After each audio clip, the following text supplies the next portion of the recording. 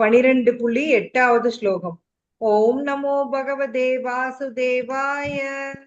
நாராயணம் நமஸ்கிருத்ய நரம் செய்வம் நரோத்தமம் தேவீம் சரஸ்வதிம் வியாசம் ததோ ஜெயமுதிரயேத்.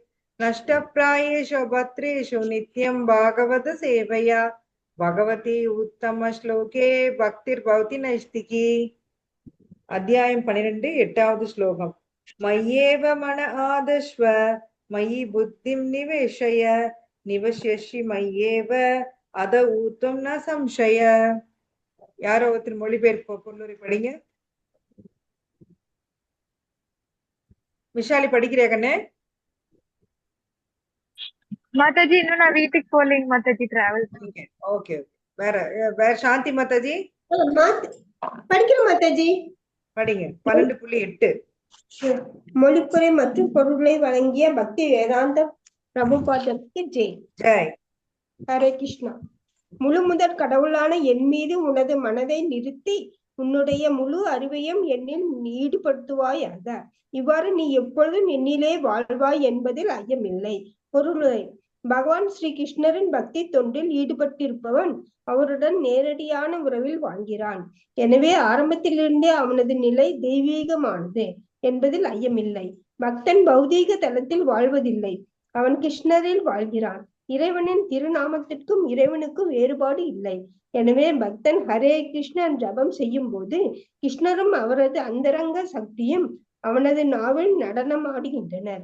அவன் கிருஷ்ணருக்கு உணவு படைக்கும் போது கிருஷ்ணர் அந்த உணவுப் பொருள்களை நேரடியாக ஏற்றுக்கொள்கிறார். மேலும் அவரது பிரசாதத்தை உண்ணும் பக்தன் கிருஷ்ணமயம் ஆகின்றான். கிருஷ்ணருக்கு தொண்டு செய்யும் இந்த வழிமுறை பகவத்கீதையிலும் இதர வேத இலக்கியங்களிலும் பரிந்துரைக்கப்பட்டுள்ளது. இருப்பினும் இத்தகு தொண்டில் ஈடுபடாதவன் இது எவ்வாறு சாத்தியம் என்பதை புரிந்து கொள்ள இயலாது. ஹரே கிருஷ்ணா. ஹரே கிருஷ்ணா. மய்யேவ மன ஆதஸ்வ மயி புத்திம் நிவேஷய நிவசஷி மய்யேவ அத ஊத்தும் ந சம்சய. சோ இது எதுக்கப்புறம் சொல்லியிருக்காருன்னா, பகவான் இந்த அத்தியாயத்தின் ஆரம்பத்துல எந்த வழிபாடு பெஸ்ட்ன்னு கேக்குறாரு. சோ அர்ஜுனா கேக்குறாரு, அருவ பிரம்மத்தை வழிபடுறதா உருவத்தை வழிபடுறதா? அதுக்கு பகவான் உருவ வழிபாடு தான் பெஸ்ட், ஏன்னா அருவ வழிபாடு கொஞ்சம் கஷ்டம் அப்படின்னு சொல்லி சொன்னாரு. அதை பார்த்தோம். சோ பக்தி தொண்டில் யார் ஒருத்தர் ஈடுபடுறானோ அவனை பிறப்பு கடல இருந்து நான் காப்பாத்துறேன் அர்ஜுனா அப்படின்னு போன ஸ்லோகத்துல சொன்னாரு. இப்ப இதுல என்ன சொல்லியிருக்காருன்னா, மை ஏவ மன ஆதஸ்வ, என் மேல மனசு நிறுத்தி உன்னுடைய அறிவையும் என் மேல ஈடுபடுத்து. சோ உங்களுக்கு தெரியும், புத்தி வேற, அதாவது மனம் வேற, அறிவு வேற இல்லைங்களா? புரியுது இல்லையா? இவ்வளவு நாளா நாம பக்திக்கு வரக்கு முன்னாடி எல்லாமே இங்கதான் இருக்குன்னு நம்ம நினைச்சிட்டு இருந்தோம் இல்லைங்களா? ஆனா அப்பவே மனசு வலிக்குது அப்படி இங்கதான் கை வச்சு சொல்லுவோம். யாருமே மனசு வலிக்குதுன்னு இங்க வச்சு சொன்னது இல்ல.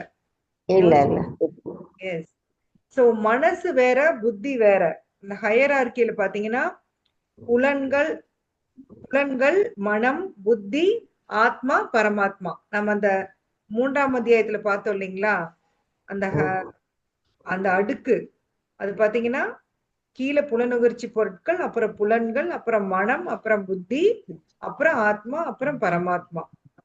சோ மனமும் புத்தியும் தான் முடிவு பண்ணுது நாம பக்தி பண்றோமா இல்ல வேற ஏதாவது பண்றோமா, மாயா பின்னாடி போறோமான்னு. ஆத்மா இந்த மனதையும் புத்தியும் யூஸ் பண்ணி தான் முடிவு பண்ண முடியும் இல்லைங்களா? எஸ். சோ இந்த மனதையும் புத்தியையும் பகவான்ல நிலை நிறுத்திட்டோம் அப்படின்னா அப்ப ஆட்டோமேட்டிக்கா என்ன ஆயிடும்? அவங்க பக்தி இல்லைங்களா? நம்மள இந்த பக்தியை விட்டு வெளியில இழுத்துட்டு போறது எதுன்னு பாத்தீங்கன்னா இந்த மனம்தான். மனம் உங்களுக்கு நம்ம 6ஆம் அத்தியாயத்திலேயே பார்த்திருக்கோம். மனம் தான் நம்மளுடைய பெஸ்ட் எதிரி, பெஸ்ட் எனிமி. வேர்ஸ்ட் எனிமி கூட இல்ல, பெஸ்ட் எனிமி. வேர்ஸ்ட் எனிமி அதுதான். மனம் போன போக்குல ஒருத்தன் போனா அப்படின்னா அவன் லைஃப் என்ன ஆச்சு? கத்தம் முடிஞ்சு போச்சு. நீ ட்ரெயின் பாரு, இன்னைக்கு வந்திருக்கு பேப்பர்ல, ட்ரெயின்ல நெரிசல்ல அத்தனை பேர் செத்து போயிருக்காங்க. ஒரு கிரிக்கெட் மேட்ச்ல ஒரு டீம் ஜெயிச்சதுக்கு அதுக்கு போய் நெரிசல் செத்து போயிருக்காங்க. இதெல்லாம் சாவோன்னு தெரிஞ்சே போறதானே கேக்குறேன் நானு. நம்ம மைண்ட் வந்து நம்மள கண்டிஷன் பண்ணுது அந்த அளவுக்கு. அது வந்து என்னால கொஞ்ச நேரம் கூட என்னால பொறுத்திருக்க முடியாது. அடுத்த ட்ரெயின்ல என்னால போக முடியாது. இதுலயே தான் போய் ஆகணும். இல்லைங்களா? இதெல்லாம் மைண்டோட கண்டிஷனிங் தானே.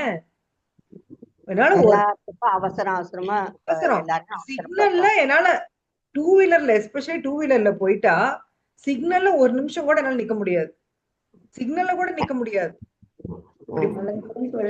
வந்து என்னென்னயோ நினைச்சது நடக்கணும், அது ஒண்ணு வேற. அவங்க ம் அவங்க மைண்ட்ல நினைச்சது நடந்துடும். போகணும்னா போகணும். அப்படி போயிடணும். போறப்ப அவ்வளவு கூட்டம் செய்யும். ம் அவ்வளவு கூட்டத்துக்குள்ள போனோம்னா உசுரோட திரும்பி வர முடியுமா? எதையும் யோசிக்கிறது இல்ல.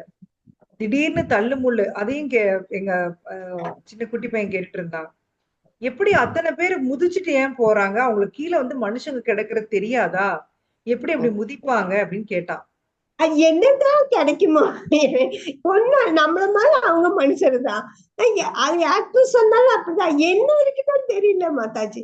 அவங்க நம்மள மாதிரி மனுஷங்க தானே. அவங்க அவங்க வேலையும் செய்யறாங்க, நம்ம நம்ம வேலையும் செய்யறோம். அந்த அதுக்கு அறிவு எது இருந்தா அப்புறம் என்ன மாதாஜி? அந்த அறிவு இருந்தா பரவாயில்லையே. என்னன்னா மாதாஜி அந்த டீமோட விக்டரி வந்து தன்னோட விக்டரியா பாக்குறது. கோபால் சொல்லுவார் இல்லையா? யார் ஒருத்தன் தன்னுடைய நாடு மொழி இதோட எல்லாம் அடையாளப்படுத்திக்கிறானா அவன் கோகர அப்படின்னு சொல்லிருப்பாங்க. சாஸ்திரத்துல வந்திருக்கு. கோகரனா ஒரு பசு, கோனா பசு, கரனா கழுத. அதுக்கு சமமாமா ஒருத்தன். யார் ஒருத்தன் தன்னை நாடோடவும் மொழியோடவும் இனத்தோடவும் அடையாளப்படுத்திக்கிறானோ அவன் வந்து கோகர. சரிங்களா? ஆனா இங்க அதுதான் வந்து முக்கியமான அடையாளமா இருக்கு. யாராவது என் மொழியை சொல்லிட்டீங்கன்னா போச்சு. ஏன்னா அது என்னோடது. அவனுக்கு மொழி மேல இந்த இன்ட்ரெஸ்டும் கிடையாது. ஆக்சுவலா பாத்தீங்கன்னா மொழி மேல எல்லாம் ஒண்ணும் கிடையாது. அந்த டீம் மேலயோ அது மேல இல்ல. என்னோடது. நான் பெஸ்ட். நான் எந்த நாட்டுல இருக்கனோ அந்த நாடு பெஸ்ட். நான் என்ன மொழி பேசுறேனோ அந்த மொழி பெஸ்ட். இதுதான் இல்லைங்களா? உள்ள நீ சட்டிலா நோண்டி பாருங்க. அங்க இந்த ஃபால்ஸ் ஈகோ தான் நிக்குது. நான் சூப்பரான ஆளு. அப்ப நான் பேசுற மொழி சூப்பரான மொழியா இருக்கணும். நான் இருக்கிற நாடு சூப்பர் நாடு. எனக்கு வந்து சப்போர்ட் பண்ற பிளேயர் சூப்பர் பிளேயர். அவன் என்ன ஆனாலும் இவனுக்கு கவலை கிடையாது. இவனை ரெப்ரசன்ட் பண்ணி அவன் ஜெயிச்சு கொடுத்துட்டான். அதனால வந்து அவன் சூப்பர். சோ இது அங்க சுத்தி இங்க சுத்தி பாத்தீங்கன்னா நம்மளோட ஃபால்ஸ் ஈகோலயே தான் வந்து நிக்குது. நம்மளுடைய பொய்யான நம்மளுக்கே பொய்யான அடையாளம். அந்த பொய்யான அடையாளத்தை வச்சு அது சம்பந்தப்பட்டவங்களை வந்து நாம வந்து அது பெருசு அது பெருசு நம்ம நினைச்சிட்டு உட்கார்ந்துட்டு இருக்கிறோம். இது எவ்வளவு பெரிய முட்டாள்தனம் இல்லைங்களா? இதே உன்னை மறுபடியும் வந்து எந்த டீம் நீ எதுக்குறியோ இப்போ உன்னை கொண்டே அந்த ஊர்ல அடுத்த ஜென்மத்துல போட்டாங்கன்னா என்ன பண்ணுவ? திருப்பி அந்த டீம் நான் தான் சொல்லிட்டு திரிவீங்க இல்லைங்களா? அந்த வெள்ளையா இருக்கவங்க வந்து கருப்பர்களை வந்து அவமதிக்கிறாங்க நம்ம பார்த்திருக்கோம். சோ அடுத்த ஜென்மத்துல நீ கருப்பனா பிறந்துட்டா ஒரு வெள்ளைக்காரன் உன்னை அவமதிப்பான். சோ இதுலயேதான் சுத்திட்டே இருக்கோம். திருப்பி திருப்பி நாம வந்து யாருக்கு என்ன பண்றோமோ அது நமக்கு திருப்பி வரும். அது யாருக்காவது தெரியாம இருக்கா மாதாஜி சொல்லுங்களேன்? சின்ன குழந்தை கூட நீ கர்மா பத்தி பேசுது இல்லையா? ஏங்க மாதாஜி கர்மாங்கிறது என்ன சொல்லுங்க? நம்ம செய்யற செயல்கள். நம்ம என்ன செய்யறோமோ அது நமக்கு திரும்பி வரும். எல்லாருக்கும் தெரியுமா தெரியாதா? அது தெரியும். எல்லாருக்குமே தெரியும். சின்ன குழந்தைக்கு கூட தெரியும். நான் ஒரு தப்பு பண்ணா எனக்கு தண்டனை உண்டு. சோ தெரிஞ்சேதான் தப்பு பண்றோம். அர்ஜுனா கேட்டார் இல்லையா? தெரிஞ்சே ஏன் தப்பு பண்றான் அப்படின்னு. அது மாதிரி ஒவ்வொரு ஹியூமன் பீயும் தெரிஞ்சேதான் தப்பு பண்றான். என்னன்னா அந்த பொய்யான அடையாளத்தினால, பொய்யான அகங்காரம். சோ அதுக்கு எல்லாத்துக்கும் மைய புள்ளி என்ன அப்படின்னு பாத்தீங்கன்னா காமம் அமரும் இடங்கள்னு சொல்லி 3ஆம் அத்தியாயத்துல பகவான் சொல்லியிருப்பாரு. என்னென்ன ஞாபகம் இருக்கா உங்களுக்கு யாருக்காவது? காமம் அமரும் இடங்கள் அப்படின்னு சொல்லியிருப்பாரு. இனி ஐடியா ஏதாவது ஞாபகம் இருக்கா? இனிமே கையோட டெஸ்ட் வைக்கிறேருங்க ஒரு அத்தியாயம் முடிஞ்சோடனையும். அப்பதான் சொல்லுவீங்க. வைங்க மாதாஜி, வைங்க மாதாஜி. வைக்கட்டா? வைங்க. சரி வச்சிடலாம். இப்ப 12th முடியட்டும். 12ஆம் அத்தியாயம் முடிஞ்சுன்னு வச்சு விட்டுருலாம். காமம் கோபம் பேராசைங்களா மாதாஜி? அதெல்லாம் இருக்கிற நம்ம உடம்புல எங்க இருக்கு? அது மனசு. உட்கார்ந்திருக்கிற இடம். மனசு, மனசு, மனம், புத்தி, புத்தி, அகங்காரம், புலன்கள். புலன்கள். புலன்கள். மனம் புத்தி புலன்கள். மனம் புத்தி புலன்கள். இதுல 3ல தான் நம்மளோட காமம் கோபம் எல்லாம் உட்கார்ந்துட்டு இருக்கு இல்லைங்களா? ஒத்துக்கிறீங்களா? ஆமாங்க. ஆமா. உண்மையிலே காமம் எங்க இருக்குன்னா மைண்ட்ல தான் இருக்கு. மத்தபடி உண்மையாவே ஒரு ஆத்மாக்கு காமம் எல்லாம் கிடையாது. நம்மளுடைய அந்த சட்டில் பாடியில தான் எல்லா சூட்சும் எல்லா வேலையும் இருக்கு. சோ மனம் புத்தி புலன்கள்ல தான் காமம் உட்காருது. இது எல்லாமே என்ன சரீரம்? நம்மளோட ஸ்தூல சரீரம். ஸ்தூல இது சூக்ஷ்ம சரீரம். Yes. பாத்தீங்களா? ஒருத்தர் சொன்னே பின்னாடி இன்னொருத்தர் ஸ்தூல சரீரங்கிறீங்க பாரு.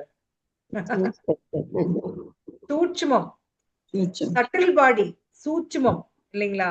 கண்ணுக்கு தெரியாதது. அதனாலதானே சூட்சுமம். சூட்சும உடல்ல இருக்கு. சோ மனம் புத்தி. சோ இந்த மனதையும் புத்தியையும் பகவானோட சேவையில ஈடுபடுத்தணும் அப்படின்னா அது ஈஸியா? நீங்களே சொல்லுங்க. ஈஸியா? அது ஈஸியா நடந்துருச்சா? இல்ல மாதாஜி. சிரமம். மாயா விடாது. மாயா ஒண்ணும் பண்ணல. நாம தான் போய் மாயாவை கட்டி பிடிச்சு உட்காந்து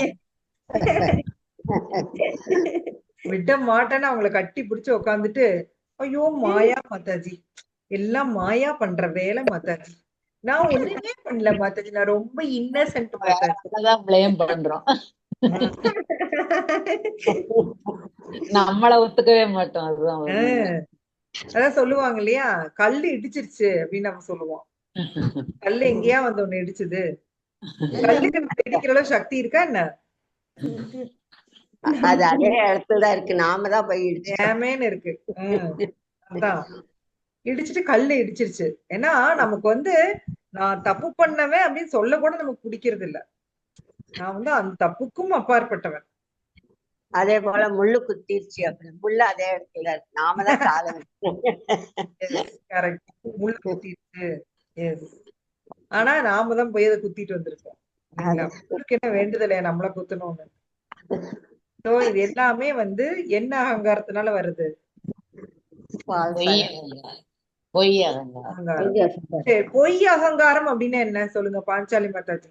பொய் அகங்காரம் அப்படின்னா என்ன? ஈகோ தானே மாதாஜி அது பொய் அகங்காரம்னா? கரெக்ட். ஏன் அது பொய் அகங்காரம்? ஈகோங்கிறது அகங்காரம். கரெக்ட். நிஜமா அது நம்மளோட இதே இல்ல. நம்மதான் பெருசா நினைச்சுக்கிட்டு இருக்கிறோம். அது நம்மளே அல்ல. அதுதான். இல்ல, நீங்க பகவத்கீதா ஸ்டூடெண்ட். பொய் அகங்காரம்னா என்ன சொல்லுங்க? இல்லாததே இருக்குன்னு நினைச்சிட்டு நம்ம தான் பெரிய ஆளுன்னு நினைக்கிறதா மாதாஜி? இல்ல, வேற ஆன்சர் வேற யாராவது சொல்லுங்க. நானு எனது அப்படின்னு சொல்றதுங்க மாதாஜி. ஓகே, அதுக்கு அப்புறம் நான் அடுத்த லெவல் ஆன்சர் எதிர்பார்க்கிறேன். பொய் அகங்காரம் அப்படின்னா என்ன? இந்த உடல் தான் நானே நினைச்சிட்டு. எக்ஸாக்ட்லி, இந்த உடல் நான் அப்படின்னு நினைக்கிறது. உண்மையான அகங்காரம் என்னம்னா, நான் இந்த உடல் எல்லாம் ஆத்மான்னு நினைக்கிறத உண்மையான அகங்காரம். ஏன் இத பொய் அகங்காரம் சொல்றோம்னா, நான் இந்த உடல் நான் நினைக்கிறேன். மாதாஜி சொன்ன மாதிரி நான் எனது அப்படின்னு நான் நினைக்கிறேன் இல்லையா? இப்போ நான் இந்த உடல் அப்படின்னு சொல்றப்ப அப்ப இந்த உடல் வேற நான் வேற. புரியுதா உங்களுக்கு? ஆமா.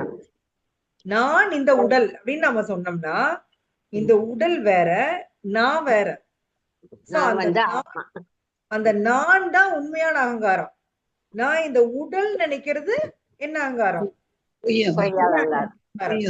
சிம்பிளா சொல்லுங்க. யாராவது உங்களை பொய் அகங்காரம்னா என்னன்னு கேட்டாங்கன்னா என்ன சொல்லுவீங்க? நான் உடல் நினைக்கிறது பொய்யான. ஒரு பகவத்கீதா ஸ்டூடெண்ட் இதுதான் ஆன்சர் வரணும். சரிங்களா? நான் இந்த உடல் நினைக்கிறது பொய் அகங்காரம். உண்மையான அகங்காரம் என்னது? நான் ஆத்மா எஸ், கடவுள் எக்ஸாக்ட். பகவானின் சேவகன். நான் ஆத்மா பகவானின் சேவகன். சோ சேவகனுடைய வேலை எப்பவுமே நம்ம எல்லாருமே சேவகர்கள் தான். நம்ம சேவகன் பாத்தீங்கன்னா சேவை செய்யாம இருக்கவே முடியாது இல்லைங்களா? எனக்கே இப்போ ரெஸ்டட் அப்படின்னா கடுப்பா வருது. என்னறையா சும்மா படுத்துட்டே கிடக்கிறது. ஏதோ ஒரு வேலை நமக்கு பிடிச்ச வேலை நம்ம செஞ்சுட்டே இருந்தாதான் நமக்கு நல்லா இருக்க மாதிரி இருக்கும். சோ அந்த சேவை செய்யறது ஒவ்வொரு ஆத்மாவின் இயல்பு, நம்மளுடைய உண்மையான இயல்பு அதுதான். இப்ப நீங்க சொல்றீங்க இல்லையா சத்திரியனோட இயல்பு என்னது? சண்டை போடுறது. சண்டை போடுறது. பசுக்களை பராமரிப்பது, பெண்களை காப்பது, அது வந்து பாதுகாப்பு. பசுக்களை பராமரிக்கிறது வந்து வைசியர்கள். சாரி மாதாஜி, மாத்தி சொல்லிட்டேன். சத்திரியர்கள் வந்து வீரம். அவங்க வந்து நாட்டை நாட்டை பாதுகாப்பது, மக்களை பாதுகாப்பு. அதான் மக்கள் எல்லாமே வந்துருது. அதே மாதிரி ஒரு ஆத்மாவுடைய உண்மையான ஒரு இது என்னன்னு நிலைப்பாடு என்னன்னு பாத்தீங்கன்னா சேவை செய்யறது. யாரோ ஒருத்தருக்கு சேவை செய்யணும். ஆத்மாவை பொறுத்த வரைக்கும் ஒன்னா ஒய்ஃபா இருந்தா ஃபேமிலி மெம்பர்ஸ்க்கு, ஹஸ்பண்டா இருந்தாலும் அவர் வந்து தன் பொண்டாட்டி பிள்ளைங்க என்ஜாய் பண்றக்கா தான் சம்பாதிக்கிறாரு இல்லைங்களா? அவரு பாவம், அவர் அதுல ஒண்ணும் பேச என்ஜாய் பண்ண மாட்டாரு. அவர் சம்பாரிச்சு கொடுக்கறதுல ஒய்ஃபும் குழந்தைங்களும் தான் என்ஜாய் பண்ணி. பெரியப்பா சொல்லுவேன் நான் எப்பவுமே, ஏதாவது ஹோட்டல் கூட்டிட்டு போனா கூட அவர் 2 இட்லி தான் வாங்குவாரு. இவங்க எல்லாம் இஷ்டத்துக்கு வந்து ரோஸ்ட் அது இதுன்னு வாங்குவாங்க. அந்த 2 இட்லியில 1 இட்லி பிடிக்குவாங்க. ஆனா பில்லு வந்து 2000 என்னமோ அவர்தான். சோ அங்க வந்து என்ஜாயர் பாத்தீங்கன்னா அந்த ஃபேமிலி தான். ஆனா அங்க கஷ்டப்பட்டு சம்பாதிக்கிறது ஹஸ்பண்ட். இது மாதிரி ஒவ்வொருத்தரும் அப்படிதான். இப்போ நம்மலாம் பாத்தீங்கன்னா லேடிஸ் வந்து கஷ்டப்பட்டு நம்ம சமைப்போம். அது சாப்பிட்டு என்ஜாய் பண்றது குழந்தைங்க தான் இல்லைங்களா? நீங்க ஏதாவது குழம்பு பத்தல உங்க பையனுக்கு வேணா நீங்க என்ன செய்வீங்க? நம்ம சாப்பிட மாட்டேன், வச்சிருவோம். மத்தவங்களுக்கு எல்லாம் குடுத்துட்டு மிச்சம் இருந்தா சாப்பிடுவோம். எஸ், அந்த குழந்தைக்கு வேணும்னு எடுத்து வைப்பீங்க. அம்மாவோட வேலையே அதுதான் இல்லைங்களா? அவனுக்கு பிடிக்குமே, அவன் சாயந்தரம் வந்தா கேட்பானே, அவனுக்கு இது ரொம்ப பிடிக்கும் அப்படின்னு சொல்லி எடுத்து வச்சிருவோம். நாம சாப்பிட மாட்டோம். அந்த மாதிரி நாம அந்த குழந்தைங்களுக்கு சேவை பண்றது, ஃபேமிலி மெம்பர்ஸ்க்கு சேவை பண்றது, இதுதான் நம்மளோட டியூட்டி. சோ அந்த மாதிரி ஒவ்வொரு ஆத்மாவோட டியூட்டி என்னன்னு பாத்தீங்கன்னா சேவை செய்யறதுதான். அத வந்து நாம இவ்வளவு நாளா என்ன நினைச்சிட்டு இருக்கோம்னா, நான் வந்து இந்த ஃபேமிலி நான் இந்த உடல் என்னோட ஃபர்ஸ்ட் டியூட்டி என்னன்னா இந்த உடல் நல்லா பாத்துக்கிறது. செகண்ட் டியூட்டி என்னன்னா ஃபேமிலி மெம்பர்ஸ பாத்துக்கிறது. ஏன்னா அப்பதான் அவங்க திருப்பி நல்லா பாத்துக்குவாங்க. இப்படிதான் நாம நினைச்சிட்டு இருக்கோம். அதுக்கப்புறம் அடுத்த லெவல் பாத்தீங்கன்னா சில பேர் வந்து நாட்டை காப்பாத்துறேன், ஊரை காப்பாத்துறேன்னு போவாங்க. ஆனா ஃபர்ஸ்ட் லெவல் பாத்தீங்கன்னா ஃபர்ஸ்ட் என்னோட உடலை காப்பாத்திக்கிறது. எல்லா ஆத்மாக்கும் அதேதான். நீங்க என்னமோ நான் செல்ஃபிஷ், நீங்க செல்ஃபிஷா பேசுறீங்க மாதாஜி, நான் அப்படி இல்லை அப்படின்னு நினைக்காதீங்க. ஒவ்வொருத்தருமே நம்மளோட ஃபர்ஸ்ட் ப்ரையாரிட்டி வந்து என்னது சொல்லுங்க? நம்ம உடம்பு தான். உடல் தான். நம்ம உடலுக்கு ஏதாச்சும் வந்துட்டா நம்ம எப்படி பரிதவிக்கிறோம் இல்லைங்களா? ஒரு சின்ன காயம் வந்தா கூட பரிதவிப்போம். சோ இந்த உடல் தான் ஃபர்ஸ்ட் ப்ரையாரிட்டி. அதுக்கப்புறம் இந்த உடல் சார்ந்த உறவினர்கள். இப்படிதான் வந்து ஒவ்வொரு ஜீவாத்மா வாழ்ந்துட்டு இருக்கு. ஆனா உண்மை என்ன சொல்லுங்க? உண்மையான நிலை என்ன? நம்ம இந்த உடல் கிடையாது, ஆத்மா. நம்ம வந்து இந்த உடைய போட்டுட்டு வந்திருக்கிறோம். கொஞ்ச நாள் நடிக்க போறோம், அவ்வளவுதான். சரி, நம்மளோட உண்மையான வேலை என்ன? பகவானை நினைச்சிட்டு நம்ம பகவான் கிட்ட போய் சேர்றதுதான் உண்மையான. பகவானுக்கு சேவை செய்யறது மாதாஜி, சேவை செய்வது. பகவான்கிட்ட போறது கூட ஃபர்ஸ்ட் ப்ரையாரிட்டி கிடையாது. பகவானுக்கு சேவை செய்யணும், சரிங்களா? நமக்கு வந்து அந்த அடுத்தவங்களுக்கு சேவை செய்யறதே அவ்வளவு கஷ்டமா இருக்கு. அதுவும் கிருஷ்ணாக்கு சேவை செய்யறதுன்னா நமக்கு என்னமோ அவ்வளவு கஷ்டமா இருக்கு. சோ இப்பதான் நம்ம வந்து அது பழகிட்டு இருக்கோம். பிரபுபாதர் நமக்கு சொல்லி கொடுத்திருக்காரு, நீ உடல் எடுத்து இந்த பூமிக்கு வந்ததன் காரணம் உன்னை நீ என்ஜாய் பண்றதுக்கு கிடையாது. இந்த உடலை வச்சு நீ பகவானுக்கு நீ சர்வ் பண்ணணும். அவருடைய புலன்களை நீ திருப்திப்படுத்தினா இந்த உலகத்துல இருக்கிற அத்தனை பேரோட புலனும் திருப்தி ஆயிரும். ஏன்னா அவர் ரிஷிகேஷர். அவருடைய புலன்கள் திருப்தி ஆச்சுன்னா இந்த உலகத்துல இருக்கிற எல்லா ஜீவாத்மாவோட புலன்கள் திருப்தி ஆயிரும் இல்லைங்களா? எஸ், அவர் ரிஷிகேஷா. சோ நம்மளுடைய ஜீவாத்மாவுடைய ஒரே ஒரு வேலை என்ன அப்படின்னு பாத்தீங்கன்னா பகவானுக்கு சேவை செய்வது. அதுக்குதான் நம்ம வந்திருக்கோம். சோ பகவான் இந்த ஸ்லோகால என்ன சொல்றாருன்னா, நீ வந்து முழு முதல் கடவுளான என் மேல உன் மனசை நிறுத்தி உன் அறிவையும் என்னல ஈடுபடுத்துவாயாக. சோ அவர் டோட்டலா நம்ம சட்டில் பாடியவே யூஸ் பண்ண சொல்றாரு, தன்னோட சர்வீஸ்ல யூஸ் பண்ண சொல்றாரு. இப்படி பண்ணினா நீ என்னில் வாழ்வாய் என்பதில் ஐயம் இல்லை. சோ பகவானுடைய பக்தி தொண்டில் ஈடுபட்டிருக்கிறவன் அவருடைய நேரடியான உறவில் வாழ்கிறான். சோ பக்தன் பாத்தீங்கன்னா அவன் எப்பவுமே பகவான் நினைச்சிட்டு இருக்கிறதுனால அவரோட ஒரு டைரக்ட் கனெக்ஷன் இருக்காமா பக்தனுக்கு. நாம அந்த காஞ்சி வரதராஜ பெருமாள் ஒருத்தர் வந்து சாமர வீசுவாரு, யாருங்க மாதாஜி அவரு? திருக்கச்சி நம்பிகள். திருக்கச்சி நம்பி. சோ அவர் பாத்தீங்கன்னா டெய்லி பகவானோட பேசுவாரு இல்லையா மாதாஜி? அது கேட்டவுடனே எனக்கு ரொம்ப ஆசையா இருக்கா? அதெல்லாம் வந்து பொய்யா சொல்லுங்க, பொய்யாது இல்ல மாதாஜி, அவர் மாதிரி எல்லாம் நம்மளால இருக்க முடியலையேன்னு வருத்தமா இருக்கு, ஆதங்கமா இருக்கு. ஆனா அவர் பேசுனது உண்மைதான் இல்லைங்களா? இந்த கலியுகத்துலதான் நடந்திருக்கு. அவர் பகவானோட பேசினாரு. அவர் டெய்லி பகவானுக்கு வந்து சாமரம் வீசுறாரு. சோ அப்ப வந்து பகவான்கிட்ட பேசுவாரு, நான் இந்த ஜென்மத்துல உங்கள்கிட்ட வந்துருவேனா? அதுக்கு அவர் என்ன சொல்றாரு கிருஷ்ணா? பகவான் வரதராஜ பெருமாள் என்ன சொல்றாரு? இல்ல வர முடியாதுன்ட்டாரு. வர முடியாது. ஏன் வர முடியாது? அவர் வந்து என்னோட அடியவருக்கு நீ சேவை செய்யல, அதனால உடனே அடுத்த செகண்ட் அவர் அந்த சாம்பார் தூக்கி போட்டு போயிடுவார். உங்ககிட்ட இருந்தா நான் வர முடியாது போலயேன்ட்டு ஓடிடுவாரு இல்லைங்களா? போய் மாட்டுக்கொட்டில வேலை செய்வார் இல்லையா?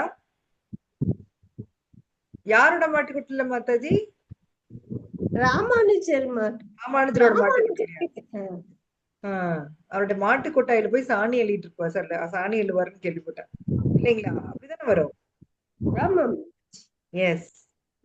சோ பகவான் பக்தனுக்கு சேவை பண்ணிட்டீங்கன்னா பகவான் நம்மளுக்கு ஒப்ளிஜா இருப்பாரு. ஆக்சுவலா பாத்தீங்கன்னா பகவானுடைய நேரடி சேவகனை விட அவருடைய சேவகனுடைய சேவகனுக்கு அவர் இன்னும் ஜாஸ்தி மரியாதை கொடுக்கிறாரு இல்லைங்களா? ராமாயணத்துல ஒரே ஒரு கேரக்டர் அப்படி இருக்கு. யார் அவரு சொல்லுங்க? அவருடைய சேவகனுடைய சேவகன் யார் அவரு? சத்ருக்னன். அவர் யாருடைய சேவகன்? பரதன் வந்து ராமருடைய சேவகன். அந்த பரதனுக்கு சேவகன் சத்ருக்னன். சோ அவர்தான் டாப் மோஸ்ட் டிவோட்டியாம். சரிங்களா? யார் ஒருத்தர் பகவானுடைய பக்தனுக்கு பக்தன் ஆகுறானோ அவன் தான் டாப் மோஸ்ட் டிவோட்டின்னு பகவானே சொல்றாரு.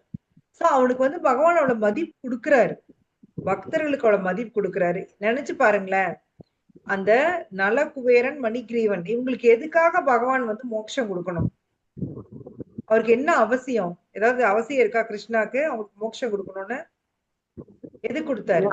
நாரதர் சொல்லிட்டாரு. நாரதருடைய வாக்குக்காக, தன்னுடைய பக்தனுடைய வாக்குக்காக. பக்தன் வந்து இப்படி வாக்கு கொடுத்துட்டானே அது பொய்யா போயிடக்கூடாது இல்லைங்களா? பக்தனுடைய வாக்கு பொய்யா போயிடக்கூடாது, அதுக்காக பகவான் அதை பண்றாரு. சோ அதே மாதிரி பாருங்க, பீஷ்ம பிதாமகா அவரு சத்தியம் பண்றாரு. அந்த சத்தியத்தை நிறைவேற்றுறதுக்காக பகவான் என்ன பண்றாரு? வண்டி சக்கரத்தை எடுத்துட்டு ஓடுறாரு. ஏன்னா பீஷ்மர் சபதம் பண்றாரு, இன்னைக்கு கிருஷ்ணாவை நான் ஆயுதம் எடுக்க வைப்பேன் சபதம் பண்ணார் இல்லையா? அதுக்காக தன்னுடைய ப்ராமிஸ பிரேக் பண்றாரு. புரியுதா உங்களுக்கு? தன்னுடைய ப்ராமிஸ பிரேக் பண்றாரு.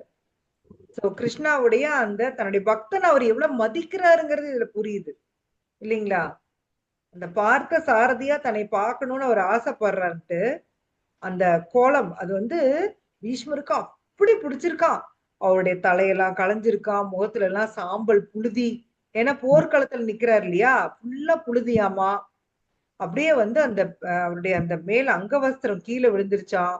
கோபத்துல அப்படியே பகவான் வந்து அப்படியே தூக்கிட்டு வர்றதை பார்க்க இவருக்கு அப்படி ஒரு ஆனந்தம். ஒரு காதலன் காதலி பாக்குற மாதிரி பாக்குறாராம். சோ இது வந்து பக்தனுக்கும் பகவானுக்கும் உள்ள ஒரு அந்தரங்க உறவு இல்லைங்களா? உறவு இது வந்து நமக்கு வந்து நம்மெல்லாம் இப்ப அந்த உறவுல இல்ல.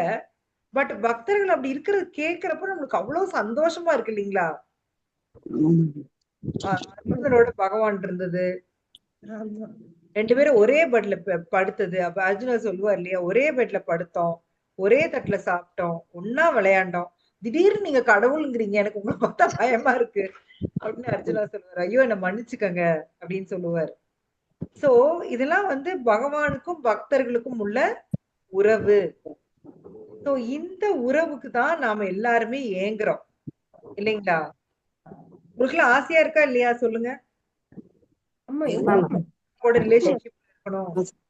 இப்ப பிள்ளைங்க பசங்கலாம் நாங்க ரிலேஷன்ஷிப்ல இருக்கிறோம் அப்படின்னு சொல்றாங்க இல்லையா? நமக்கும் ரிலேஷன்ஷிப் வேணும். யாரோட அப்படின்னா யாரோட? பகவான் வேணும். அதுதான் உண்மையான ரிலேஷன்ஷிப். இது எல்லாமே வந்து பொய்யான ரிலேஷன்ஷிப். ஆனா பகவானுடன் நமக்கு இருக்கும் உறவு நித்தியமானது. அது வந்து அழியவே அழியாது. நீ என்ன சாக்பீஸ் என்ன ரப்பர் போட்டு அழிச்சீங்கனாலும் அழியாது. எனக்கும் பகவானுக்கு இருக்கிற உறவு எப்பவுமே இருக்கும். நான் இங்கிருந்து கோலோகா போனாலும் நானும் அவரு என்ன உறவுல இருந்தோமோ அது அப்படியேதான் இருக்கும். அது மாறவே மாறாது இல்லைங்களா? யாரும் மாத்தவும் முடியாது. சோ அந்த ரிலேஷன்ஷிப் தான் இங்க சொல்றாங்க. நேரடியான உறவில் வாழ்கிறான். ஆரம்பத்திலிருந்தே அவனது நிலை தெய்வீகமானது என்பதில் ஐயமில்லை. சோ ஒரு பக்தனோட நிலை எப்பவுமே தெய்வீகமானதான். பக்தன் பௌதீக தளத்தில் வாழ்வதில்லை, அவன் கிருஷ்ணரில் வாழ்கிறான். சோ நாம பார்த்தா பக்தரும் வந்து நம்மள மாதிரியே பௌதீகமா எல்லாமே செய்யற மாதிரி இருக்கும். பிரபுபாத் லைஃபே பாத்தீங்கன்னா அவர் நம்மள மாதிரிதான் படிச்சாரு, ஸ்கூலுக்கு போனாரு, காலேஜ் போனாரு, கல்யாணம் பண்ணாரு, குழந்தை பெத்துக்கிட்டாரு. எல்லாம் நம்மள மாதிரியே தான் தெரியுது இல்லைங்களா?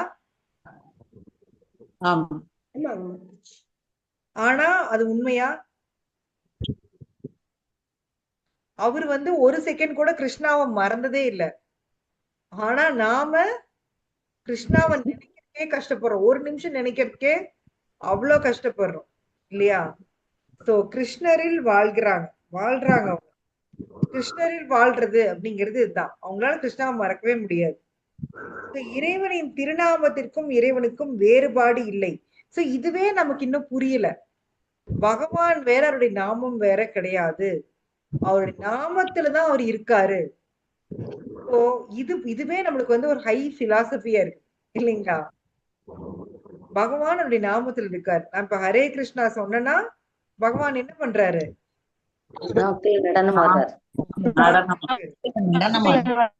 பாருங்க, பிரபுபாத் என்ன போட்டிருக்காரு பாருங்க. ஹரே கிருஷ்ணா ஜபம் செய்யும் போது கிருஷ்ணரும் அவரது அந்தரங்க சக்தியும் அவரது நாவில் நடனமாடுகின்றனர். கிருஷ்ணர் கூட வேற யார் டான்ஸ் ஆடுறாங்க? ஸ்ரீமதி ராதாராணி இல்லைங்களா? அவங்களதானே நம்ம கூப்பிடுறோம். ஹரே கிருஷ்ணா மகா மந்திரத்துல நம்ம பகவான கூட கூப்பிடுறது இல்ல. யார கூப்பிடுறோம்? நம்ம அவங்கள்ட்ட என்ன கேக்குறோம்?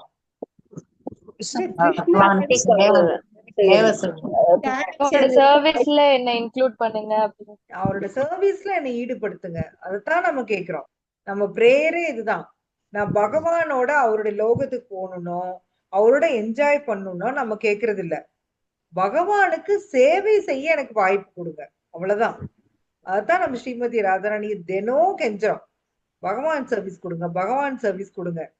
அவங்கதான் வந்து நம்மளுடைய நாவல நடனம் ஆடுறாங்க. நம்ம இந்த ஹரே கிருஷ்ணா ஹரே கிருஷ்ணா அப்படின்னு சொல்றப்போ பகவானும் அவரது அந்தரங்க சக்தியும் நமது நாவில் நடனம் ஆடுகிறார்கள். ஏன்னா பகவான் வேற, அவர் நாமம் வேற கிடையாது. அவரும் அவரோட நாமமும் ஒண்ணுதான். சரிங்களா? சோ அவன் கிருஷ்ணருக்கு உணவு படைக்கும் போது கிருஷ்ணர் அந்த உணவுப் பொருட்களை நேரடியாக ஏற்றுக்கொள்கிறார். நான் போய் பகவானுக்கு ஒரு பக்தன் வந்து ஆஃபர் பண்றப்போ நேரடியாவே கிருஷ்ணா வந்து ஏத்துக்கிறாராம். ஏன் நேரடியான்னு ஸ்பெசிபிக்கா கொடுத்திருக்காரு? மத்தவங்களுக்கு எல்லாம் எப்படி ஏத்துக்கிறாரு கிருஷ்ணா? எப்படி ஏத்துக்கிறாரு? அருவமா பரமாத்மாவா அவர் வந்து வர்றாரு, நம்ம கண்ணு வழியா அவர் வந்து ஏத்துக்கிறாரு. ஆனா பக்தனுக்கு பகவான் பகவானாகவே வர்றாரு இல்லையா? அப்படியே பகவானாவே வர்றாரு. சோ அவன் அந்த மேலும் அவரது பிரசாதத்தை உண்ணும் பக்தன் கிருஷ்ணமயம் ஆகிறான். சோ நீங்க தொடர்ந்து பிரசாதம் சாப்பிட்டே வந்தீங்கன்னா உங்களுக்கு ஒரு ஃபீவர் வரும். அது என்ன ஃபீவர்? கிருஷ்ணா சாப்பிட்டே இருந்தீங்கன்னா நீங்க உங்களை அறியாம ஐயோ கிருஷ்ணா கிருஷ்ணா கிருஷ்ணா கிருஷ்ணா கிருஷ்ணா அப்படின்னு அனத்த ஆரம்பிச்சிருவீங்க இல்லையா? சோ கிருஷ்ணமயம் ஆயிருவீங்க. கிருஷ்ணமயம் ஆகிறது அவ்வளவு ஈஸியா என்ன? நம்ம மைண்டும் இன்டெலிஜென்ஸ் நம்மள விட்டுருமா என்ன? அதையும் மீறி ஒருத்தன் தொடர்ந்து பக்தி பண்ணிட்டே இருக்கப்ப என்ன ஆகும்னா அவன் கிருஷ்ணமயம் ஆகி விடுகிறான். கிருஷ்ணருக்கு தொண்டு செய்யும் இந்த வழிமுறை கீதையிலும் இதர பல வேத இலக்கியங்களிலும் பரிந்துரைக்கப்பட்டுள்ளது. சோ யாராவது எனக்கு ப்ரூஃப் இருக்கா அப்படின்னு கேட்டா நீங்க வந்து பாருங்க, பகவத்கீதையில இருக்கு, நம்ம காமிக்கலாம். இந்த குறிப்பிட்ட ஸ்லோகத்தை இப்படி குறிப்பிட்டிருக்கு அப்படின்னு சொல்லி நம்ம காமிக்கலாம். அதே சமயம் இலக்கியங்கள்லயும் இருக்கு. இருப்பினும் இந்த தொண்டில் ஈடுபடாதவன் இது எவ்வாறு சாத்தியம் என்பதை புரிந்து கொள்ள இயலாது. சோ பிரபுபாத் அடிக்கடி கொடுக்குற எக்ஸாம்பிள் தான். மாம்பழம் இருக்கு, அந்த மாம்பழம் இது எப்படி இருக்கும்? இனிக்குமா, புளிக்குமா, கசக்குமா, தோல் நல்லா இருக்குமா? இன்னும் ஒருத்தர் யோசிச்சுட்டே இருந்தான்னா அது வந்து நல்லதா? சொல்லுங்க. சாப்பிட்டு பார்த்ததான்னு மட்டும் தெரியும்.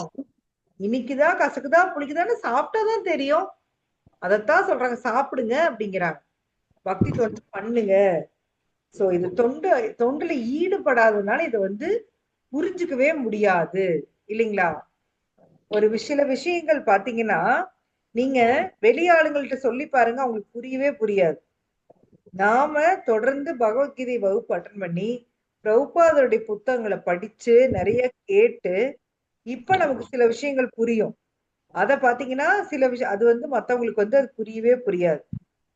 உடலெல்லாம் ஆத்மான்னு சொல்லி பாருங்க, அதுவும் புரியாது. நம்ம பேசுற பிலாசபில பாதி மத்தவங்களுக்கு புரியாது இல்லைங்களா? எஸ். சோ எல்லாருக்கும்லாம் வந்து இந்த பக்தி தொண்டு அவ்வளவு சீக்கிரம் புரிஞ்சிடாது. சோ அதுக்கும் குவாலிஃபிகேஷன் என்ன அப்படின்னா, நாம ஏற்கனவே பல தானம் தவம் இதெல்லாம் செஞ்சுட்டு வந்திருந்தோம்னா தான் நம்மளுடைய அந்த பக்தி கிரெடிட் ஏறி இருக்கப்பதான் நம்மளால பகவானை பத்தின விஷயங்களை காது கொடுத்து கேட்க முடியுமா? சோ அதுக்கு வந்து ஒரே ஒரு டிக்கெட் என்ன அப்படின்னு பாத்தீங்கன்னா என்னது? பக்தி பண்றதுதான். வேற ஏதாவது வழி மார்க்கம் இருக்கா அப்படின்னு பாத்தீங்கன்னா வேற எந்த மார்க்கமும் இல்ல. ஒரே வழி பகவானுக்கு பக்தி பண்றது. So yes. சோ இது இந்த தொண்டில் ஈடுபடாதவரை இது எவ்வாறு சாத்தியம் என்பதை புரிந்து கொள்ள இயலாது. தண்ணிக்குள்ள குதிச்சு நீச்சல் அடிச்சாதான் நம்மளால அக்கறைக்கு போக முடியும். இந்த தண்ணி வந்து ஜில்லுன்னு இருக்குமா, சூடா இருக்குமா, எனக்கு வந்து அந்த நடுவுல வந்து சுழல் இருக்குமா, இப்படி நீச்சல் அடிக்க முடியுமா, அப்படியா அப்படின்னு நம்ம யோசிச்சுட்டே இருந்தோம்னா என்ன நடக்கும்? இங்கே நின்றுக்கணும், இங்கே இடத்துலயே நின்றுட்டே வந்து இப்படி இப்படிங்க வேண்டிதான் இல்லைங்களா? துணிஞ்சு குதிக்கணும், துணிஞ்சு இறங்கணும். சோ பக்திங்கிறது அப்படிதான். பக்தி தொண்டு வந்து என்னும் கடல். இதுல வந்து ஏதோ நான் வந்து எனக்கு வந்துங்க 100 ஸ்லோகா மனப்பாடமா தெரியும், தெரிஞ்சுட்டு வச்சிருக்க, தெரிஞ்ச என்ன பிரயோஜனம் சொல்லுங்க? பகவத்கீதையின் அடிநாதம் என்ன அப்படிங்கிறது புரிஞ்சுக்காதப்போ நீங்க வந்து என்ன பண்ணாலுமே வேஸ்ட் தான் இல்லைங்களா? பகவத்கீதை இந்த அடிநாதத்தை நம்ம புரிஞ்சுக்கணும். சோ இந்த பக்தி தொண்டு மட்டுமே பகவானை அடைவதற்கான ஒரே வழி. இந்த பக்தி தொண்டுல என்னுடைய மனதையும் என்னுடைய அறிவையும் நான் வந்து யூஸ் பண்ணணும். யூஸ் பண்ணினா நான் யூஸ் பண்ணி பகவான நித்தியமா நான் ப்ரே பண்ணிட்டு இருக்கேன் அப்படின்னா கண்டிப்பா வந்து அவர் என்ன சொல்றாரு, நீ என்னில் வாழ்வாய் என்பதில் ஐயம் இல்லை அப்படின்னு சொல்றாரு. ஆக்சுவலி இந்த 4 ஸ்லோகா கண்டினியூஸா வரும். 8, 9, 10, 11 ஆமா 11. எஸ், அது என்னங்கிறது நம்ம அடுத்து பார்க்கலாம், அடுத்த கிளாஸ்ல பார்க்கலாம். ஓம் தத் சத். ஹரே கிருஷ்ணா. யாருக்காவது டவுட்ஸ் ஏதாச்சும் இருந்துச்சுன்னா